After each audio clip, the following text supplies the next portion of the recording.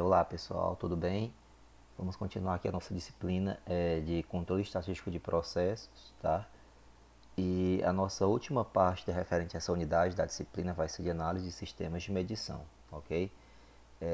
Então a gente vai ver um pouquinho da introdução e motivação, as características de um sistema de medição, a porcentagem de tolerância, é um indicador, né? Repetitividade, reprodutibilidade e o vício do sistema de medição, ok? Bom, então a ideia é o seguinte, a gente vai ter um gráfico de controle para monitorar um processo e associado a esse processo tem uma característica de qualidade X, naturalmente, que eu vou estar interessado em monitorar, né? Então, se eu estou monitorando uma característica da qualidade, para monitorar essa característica da qualidade, se ela for principalmente associada a uma variável contínua, né? Vou ter que ter algum instrumento e algum sistema de medição para avaliar aquela característica, né? Então, o sistema de medição ideal é aquele que produz somente resultados corretos, ou seja, sempre que você vai avaliar uma peça, um item, você utiliza um instrumento e esse instrumento vai dar aquela medida perfeita, real. Né? Mas às vezes, como o sistema não é automático e depende de um funcionário que vai efetuar a medição, então isso pode gerar algum certo vício, né? Ou uma forma equivocada de fazer a medição. Né? Bom, então assim como qualquer processo, a medição produz resultados com erros, né? E obviamente tem um certo grau de incerteza inerente ao instrumento de coleta e ao sistema, né, de recurso humano que vai fazer a medida, né? Vai obter a medida. Então, se efetuarmos sucessivas medições em um item, existirá dispersão dessas medidas. Né? Então, a gente mesmo, se for fazer, pode ocorrer isso. Se for um item, por exemplo, paquímetro extremamente rigoroso, digital, ele vai, eu já fiz isso e dá uma medida assim, na segunda casa decimal principalmente, tá? Então a gente pode dividir essa dispersão em duas dispersões, né? A variabilidade da característica da qualidade, ou seja, da variável, e do sistema de medição, né? Então, pela lei da aditividade e variância, eu vou ter que a variância total, né, vai ser observada, vai ser decomposta, né, pela variância da medição, né, e a variância do processo, ok? Então, tá aí, né, os valores, as notações, né, de cada componente de variância desse, né? Como é impossível a gente realizar essas medidas sem erro, né? As variâncias que são obtidas inerente ao sigma 2p, elas podem a gente pode fazer pelo contrário, né? Pegar o sigma 2p, né? E quebrar como sendo o sigma 2 total menos da medição, né? Então, seria uma forma de obter somente a variância associada ao processo, sem considerar o processo do sistema de medição, né?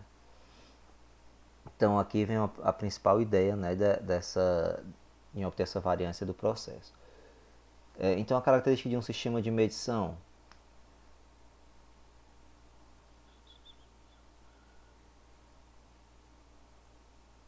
cadê? Pronto.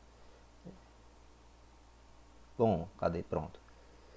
Bom, então nas características de um sistema de medição, né, eu vou ter aqui ó, o vício, né, que é o vício de um instrumento de medição. Ele quantifica, o instrumento de medição quantifica a diferença entre o valor real da característica medida e a média da distribuição das medidas fornecidas pelo aparelho de medição. Então é o real menos a diferença entre o real e o que você está obtendo pelo sistema de medição, né?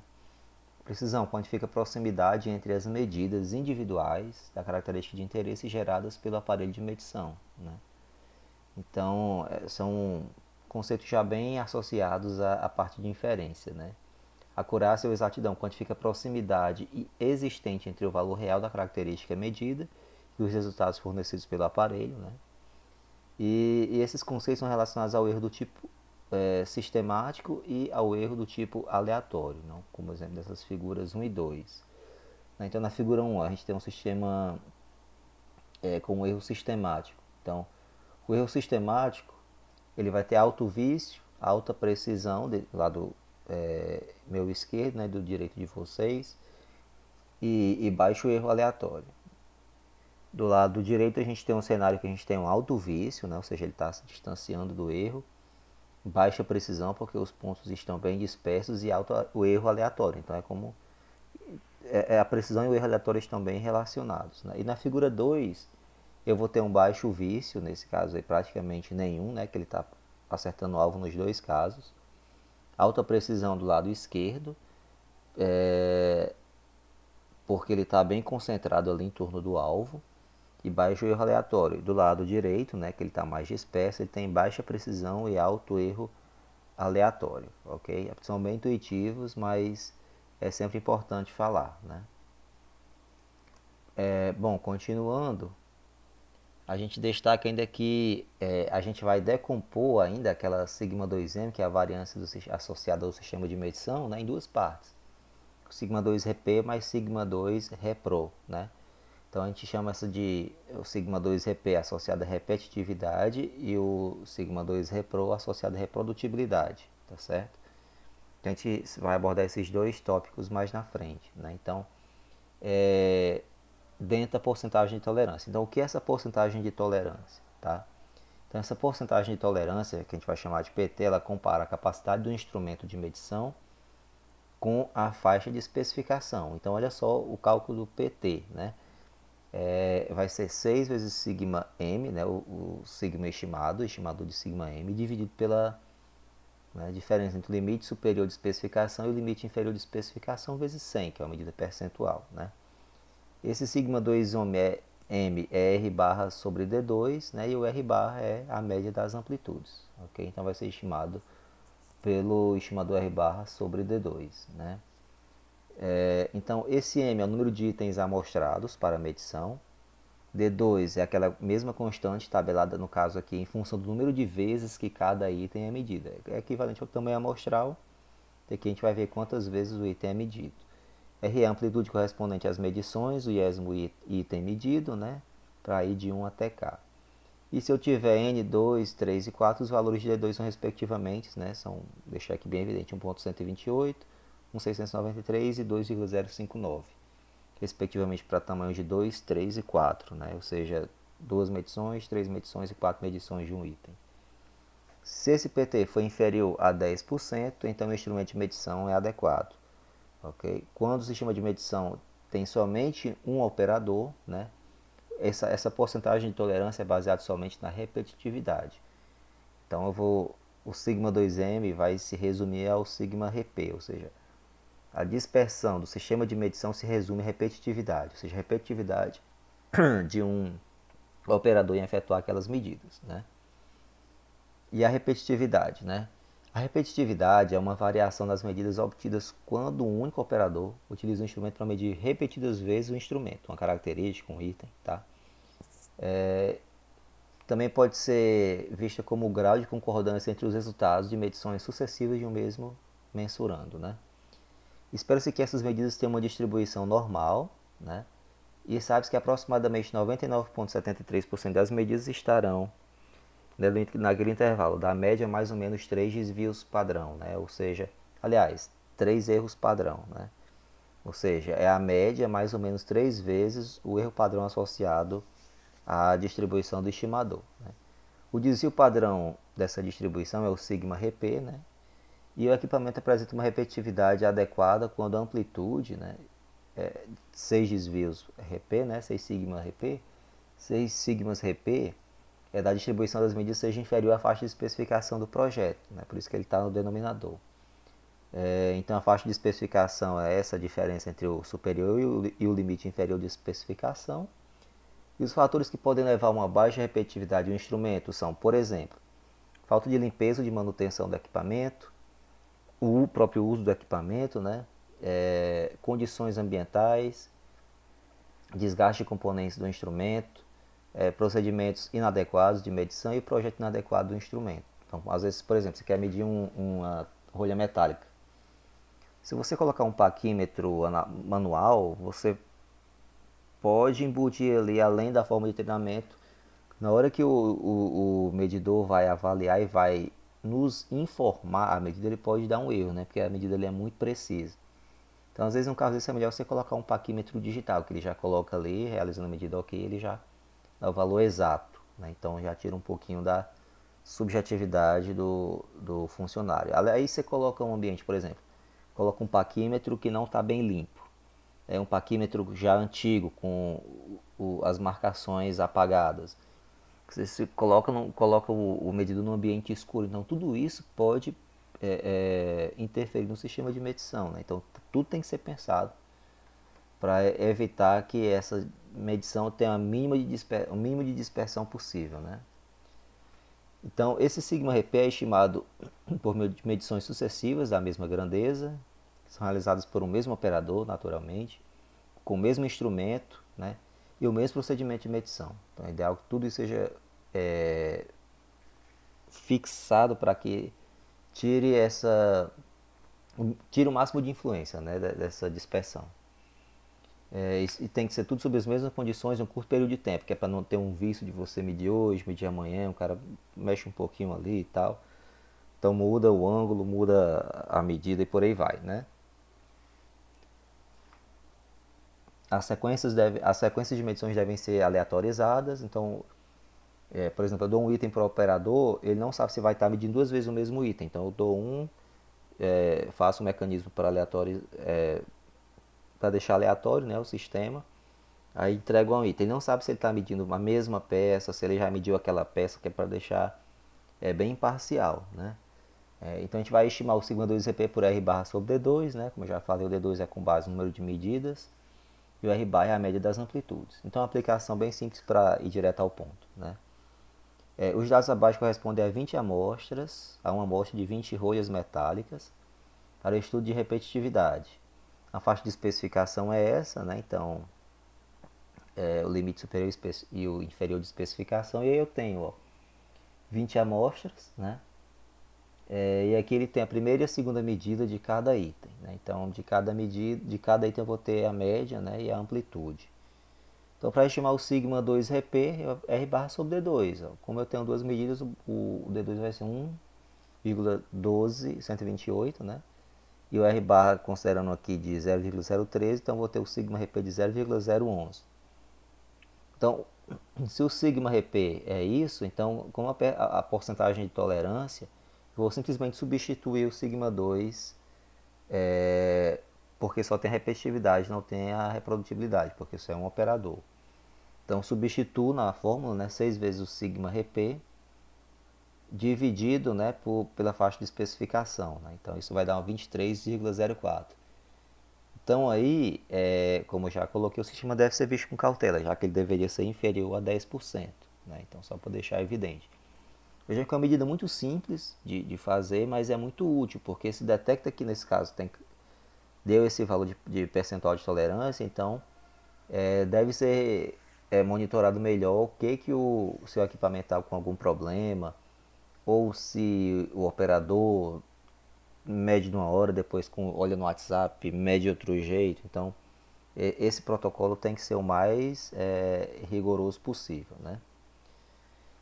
Para a reprodutibilidade, né? Então, essa reprodutibilidade é a variação na média das medidas obtidas quando diferentes operadores, tá, utilizam o instrumento de medição para medir repetidas vezes a característica de interesse dos mesmos itens. Então a gente vai denotar por sigma repro,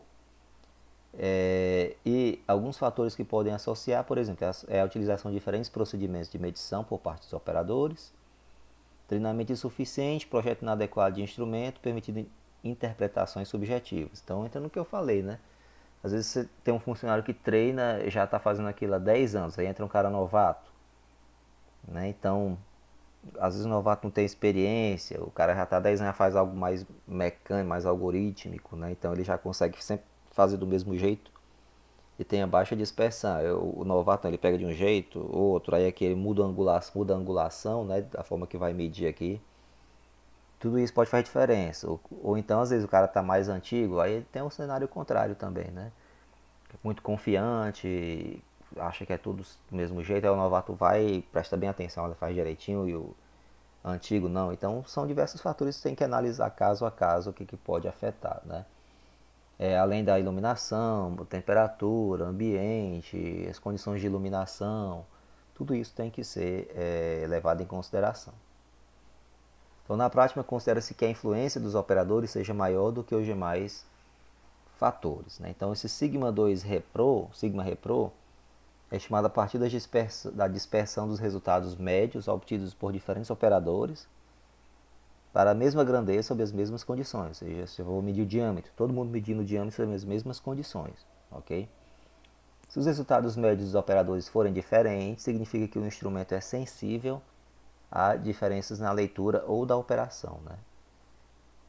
Então, por exemplo, ó, eu tenho aqui os três, a gente supõe normalidade, né? Então, tem três operadores com médias diferentes, ou seja, os três têm a mesma dispersão, mas tem médias diferentes, né? Então, esse gráfico aí feito no R só para vocês terem uma noção do que o operador pode levar em relação à característica da qualidade, uma diferença aí na média, né? Que pode se traduzir, inclusive, por processo. Então, às vezes você pede o operador para medir o diâmetro de uma agulha metálica, aí ele mede. Então, como o processo é longo, extenso, contínuo, então são muitas peças. Se a gente pega muitas peças, às vezes pega um operador de um turno, outro de outro, um operador do, por exemplo, manhã, tarde e noite. Então isso pode dar diferença, às vezes, inclusive no processo, sinalizar um processo fora de controle quando na verdade ele não está, né, que seria um alarme falso. E o sigma repro, né, vai ser estimado dessa forma, que é a raiz do quadrado de Rx barra barra sobre D2 menos sigma rp ao quadrado sobre NR, né? Esse Rx barra barra é a média, perdão, é o máximo da média das médias, menos o mínimo, né? Amplitude. O máximo e o mínimo são, respectivamente, o mínimo e o máximo dos resultados médios dos operadores, né? Dos operadores. N é o número de itens, é o número de itens medidos e R é o número de vezes que cada item é medido, né? E o sigma rp é R barra barra sobre D2, sendo D2 calculado em função do número de operadores, tá? Que é com base no número de operadores. Então, assim, a gente pode ter o sigma rp, o PT, né, a porcentagem de tolerância para a repetitividade e para a reprodutibilidade, né? Então, só substituir, né, o sigma rp e o sigma repro, né? Então, depois disso a gente pode ter o percentual de tolerância para a medição. A gente pode ter a parte da medição de operadores e para todo o sistema de medição, né? Algo bem interessante. Então aqui eu tenho essa aplicação, né? A mesma ideia do primeiro caso, mas em vez de ter apenas um, eu tenho os 20 itens sendo medidos duas vezes por três operadores, né? Bom, então a gente vai aplicar simplesmente naquelas fórmulas, né? Vejam que as medidas são bem simples, né? Eu não costumo explicar porque é bem intuitivo. Vejam aqui que ele sempre está comparando a dispersão com relação à faixa de especificação. A faixa de especificação é descrita no projeto, não pode exceder aquilo, porque se exceder vai gerar um problema, inclusive, no controle do processo, né? Então ele está simplesmente pegando duas medidas de dispersão e comparando. É assim que ele foi definido, tá? É uma medida bem óbvia e a ideia é que o limite de especificação, né, os limites de especificação sejam sempre maiores que a dispersão ou do processo ou da medição. Então é natural que o PT, né, que é uma porcentagem de tolerância, seja uma medida percentual, né, como o nome já diz. Bom, então aí tem o R barra barra, né? Tá aí o valor, o D2, que é para três operadores.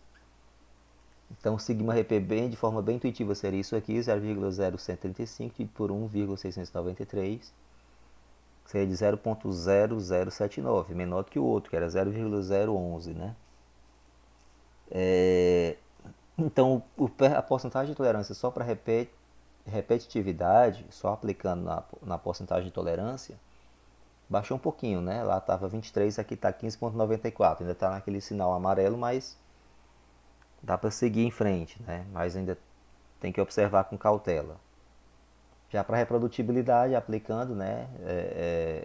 Isso aí é a diferença entre os operadores, né? X barra barra e dá 0,01. Então, substituindo lá para o D2 para três operadores, substitui aí, ó. No R vai dar um valor de 0,0057, né? Então, pegando essa estimativa aí para a reprodutibilidade, colocando a porcentagem de tolerância, perdão, vai nos fornecer uma porcentagem de tolerância de 11,4. Então, como é abaixo de 10%, está razoável, né? Mas ainda tem que ser visto com cautela também. E para medição, né, só aplicar na fórmula para decomposição do sistema de medição. Tá aí essa estratégia. O valor vai ser 0,0097, que vai me fornecer uma porcentagem de tolerância para a medição de 19,4. Então, naturalmente, espera-se um sinal amarelo também nesse caso, né? O melhor foi o do sistema da repetitividade, né? Não, reprodutibilidade deu 11. Se for olhar só por PT, 15, 11, 19. Reprodutibilidade foi o menor, né? Ou seja, não tem muita diferença em termos da porcentagem de tolerância entre os operadores, tá? Pronto. Então a gente vai ter também esse 6 sigma m, que é 6 vezes o sistema, o desvio do sistema de medição, como sendo RR, né? Então aqui a gente tem o índice que pode ser expressado como percentual RR, Rp, Repro, né? Então aí o que é feito? Lá ele fazia a comparação, embaixo do denominador tinha faixa de especificação, é o limite superior de especificação menos o inferior, né? E aqui é com a variância total, né? Então avalia-se a medição, né, em relação à variabilidade total do conjunto de dados. E o que é essa variabilidade total? Simplesmente vamos colocar todo mundo junto e calcular-se uma desvio padrão, tá? Tá aí. Então, fazendo isso, eu tenho, para esse caso, o sigma total estimado vai ser 0,0142, né? E o percentual RR vai ser só aplicação, né? Vai ser de 68,3%, que é inadequado. Faz sentido isso? Faz ser alto. Porque se você tem o limite de especificação, né, os limites de especificação como sendo o máximo, o intervalo máximo do projeto, então naturalmente qualquer outra fonte de dispersão espera-se que seja menor do que a faixa de especificação.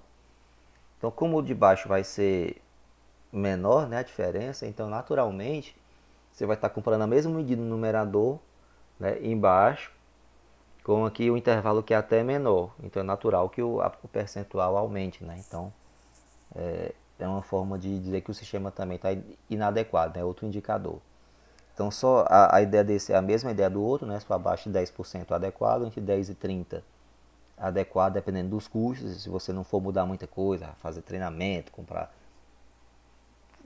mudar o mundo na fábrica, você pode continuar, mas tentando sempre diminuir essa porcentagem de tolerância. Senão, só acima de 30% inadequado, você tem que, realmente tem que rever aqui, tem que implementar um sistema automático que tire essa questão de dar, né, aos operadores essa missão de fazer essa medição, tá? Só isso.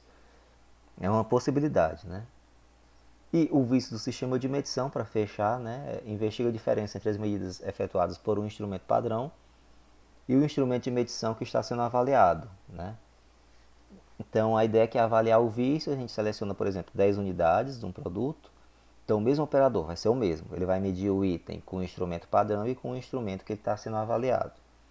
Ele construir o diagrama de dispersão, né? Plota a reta de 45 graus para saber se o mesmo item medido pelo sistema ou pelo mesmo operador, nas mesmas condições, avaliado por um instrumento padrão e pelo o vigente, né? Se vai ter diferença. Então tá aí, ó. De forma bem simples, aqui tem 10 itens, instrumento padrão, né, e o que está sendo avaliado. Por exemplo, ele compra para saber se esse instrumento vai ser bom também. E compara. Quanto mais próximo de quanto mais próximo dessa reta, melhor. Quanto menor a diferença entre o avaliado e o padrão, melhor também a avaliação, né? Então, uma forma bem fácil, né, da gente avaliar e comparar um instrumento padrão em relação, por exemplo, à implementação de um novo instrumento. Ok? Então, bem simples, né, pessoal? Essa aula é bem intuitiva e ao mesmo tempo importante, tá? Então, a gente fecha aqui esse assunto, né? E espero que vocês tenham gostado da aula e qualquer coisa é só tirar dúvida comigo. Estou à disposição. Beleza, gente? Abraço.